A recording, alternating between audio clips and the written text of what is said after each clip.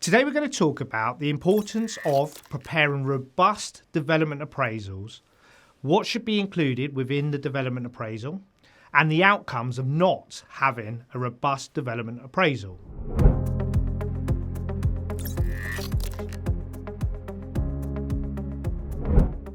When developers carry out the initial development appraisal for a potential development project, whether for funding purposes or to work out the residual site value in order to make an offer to the landowner, it is normal for some assumptions to be made. In fact, it is not uncommon for a developer to visit the site, undertake a review of the site particulars, and then start punching numbers into a generic pro forma spreadsheet to create the development appraisal. The problem is, these assumptions can often come with huge risk if they are not managed effectively or do not play out as assumed. For example, your plan for the best case scenario, but the worst case scenario becomes the reality. There are 5 simple things you can do to reduce risk and improve the robustness of your appraisal, which will give funders and investors confidence in you, the proposed development, and the professional approach you have taken to the project.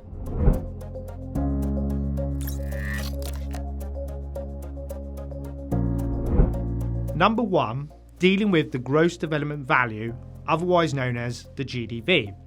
In the early stages of assessing a development, the GDV is usually informed by the vendor's agent, who would have undertaken an appraisal to work out the residual site value for their client, or as a result of high-level advice provided by a commercial or estate agent. Sales figures are vitally important and are based on pound per square foot. It is important that you do your homework about these values. Most often, selling agents provide the gross internal area, GIA, and selling price on their websites, and it's well worth investing a few hours of your time to scour agent sites and record sales values in a spreadsheet. This will enable you to work out an average pound per square foot for buildings of a similar size and specification level, which you can then compare with the numbers previously provided to you by the vendor's representatives. Zoopla and Rightmoves are also useful tools that you can use as an additional measure to check out properties sold in the area against the assumptions that are made. If time permits, you could also approach several estate agents for their assessment of the market.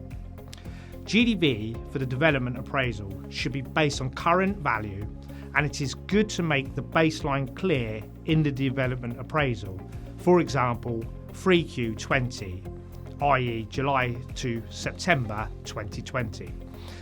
For the first draft of your development appraisal, it is prudent to be conservative rather than over-optimistic.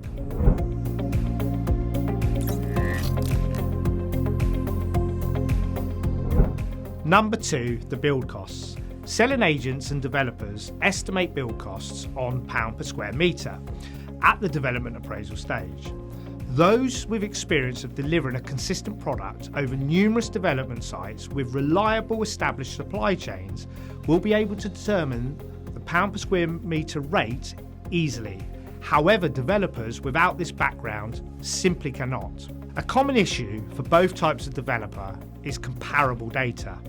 In development appraisals or selling agents' residual site value assessments, the build cost is usually fully inclusive, which means it includes external works, abnormalities, etc. However, reliable cost data such as the BCIS does not include external works, facilitated works, abnormalities and so on in the cost per square metre rate. This results in problems when advisors, agents and consultants are throwing build cost numbers around.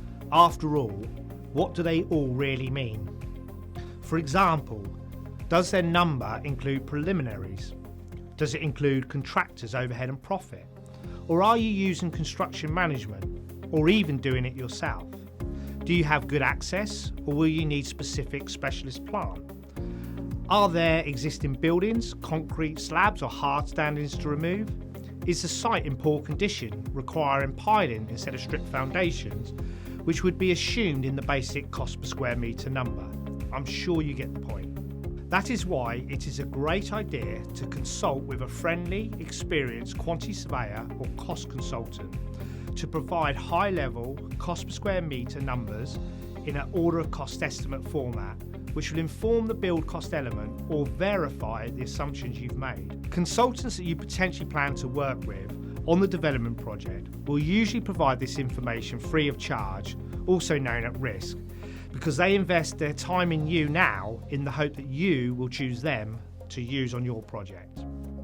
We also strongly recommend that a more detailed order of cost estimate or cost plan, depending on the level of information available at the time, is produced by your QS prior to purchase or finalising the funding facility. The order of cost estimate or cost plan should be in an elemental format detailing cost allowances for each build item, but moreover should give further consideration to external work items such as drainage and attenuation, access road, boundary treatments, hard and soft landscaping, Section 278 works, and so on.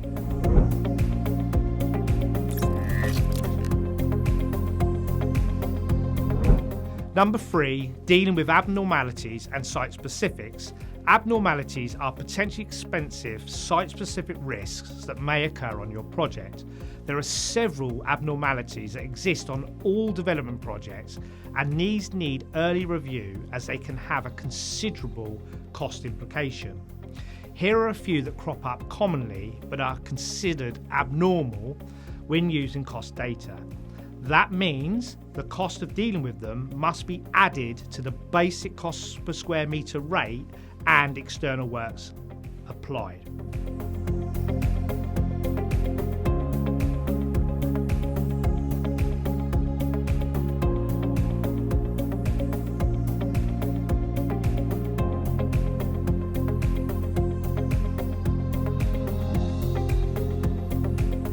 This is not an exhaustive list, but most certainly will help you get on your way with assessing abnormalities and site-specific cost and risks.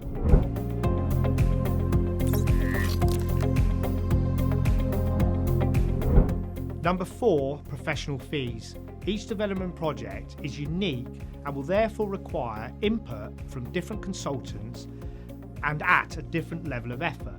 Specialist consultants may also be required. The average percentage of cost bill for projects between 1 and 10 million across all sectors is about 9.8%, ranging typically from 6% through to 12%. Below is a list of consultants to consider when budgeting fees in the development appraisal.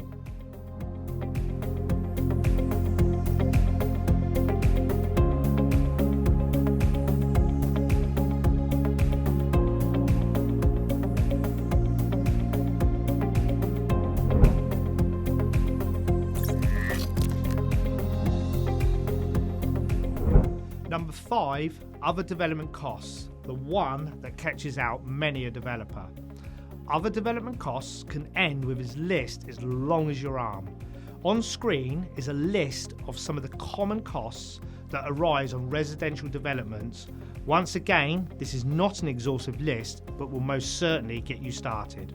So in summary, you can see there are many things to consider at the initial development stage. The more robust the development appraisal is, the greater confidence you will enjoy from funders, investors, and key stakeholders. Yet that comes at a cost which, when a project is not certain to go ahead, can be quite daunting. The question you need to ask yourself at this stage is, how invested are you? And if you're not, then how can you expect funders and investors to be? Sadly, we often speak to developers who have not been advised to consider some of these very important issues during the development appraisal stage and, as a result, are presented with significant problems at a later date. They find their costs spiralling out of control and budgets unravelling when they've passed the point of no return. Far better to invest sufficient time, effort and resource to formulate a robust development appraisal that will help you build realistic budgets and ultimately result in a successful project. I hope you found value in this video.